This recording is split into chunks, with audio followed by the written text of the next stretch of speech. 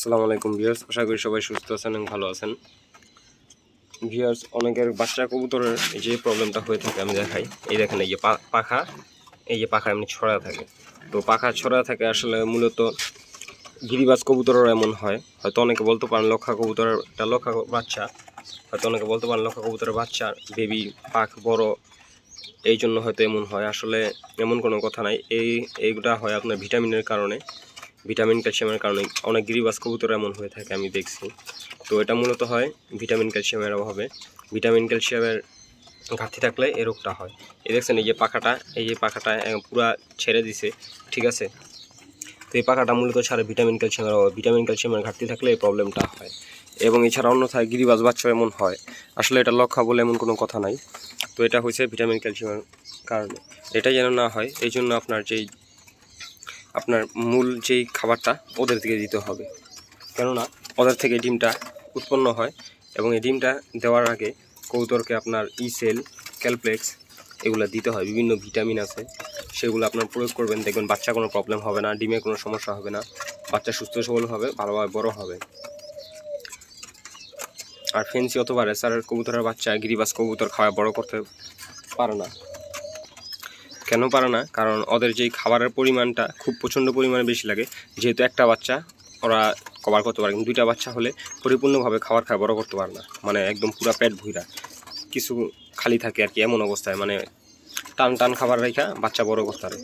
কিন্তু গিরিবাসের বাচ্চা যদি আপনি লক্ষা অথবা ফেন্সি আইটেম অথবা রেসার নিচে দেন, ওরা খুব ভালো বাচ্চা বড় করতে পারে, কারণ ওরা খাবার খায় বেশি, খাওয়ায় বেশি।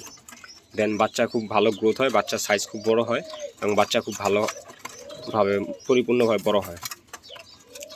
তো এই ভিটামিন ক্যালসিয়ামের অভাবে এই কবুতরটা এমন হয়েছে।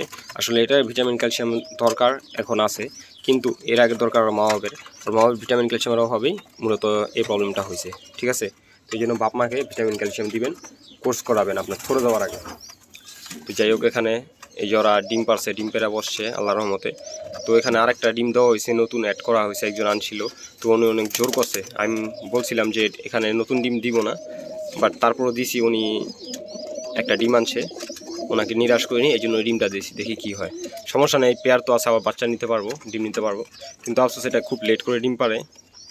পেয়ারটা এখন তো পুরোপুরি সেট হয় না, সেট হয়ে রানিং ডিম পারবো আর কি। এটা অনেক দিন পর ডিম পারলো। আর এখানে যে একটা ডিম নষ্ট হয়ে গেছে, একটা বাচ্চা ফুটছে। সমস্যা নেই, একটা করে বড় হোক। এর আগেও এমন হয়েছে, এখানে ওরা দুইটা দিছে। ওদেরকে আমরা আলাদা করে ফেলবো বাচ্চাগুলো বড় হইলে, আর ওদের থেকে ডিম নিয়ে ওদের সরায় ফেলবো। আর এই যে নটটা নতুন কালেকশন, এটা খুব ভালো মানের একটা নড়ার সাথে ভালো একটা মাঝি সেট করব।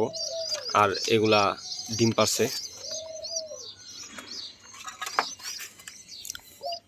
তো মূলত এই কবুতরের এইসব পাখনা এরকম প্রবলেম থাকলে দেখবেন বাপ মার ভিটামিন ক্যালসিয়ামের ঘাটতি আছে, তখন আপনারা ভিটামিন ক্যালসিয়াম প্রয়োগ করবেন, দেখবেন বাচ্চা কোনো প্রবলেম হবে না।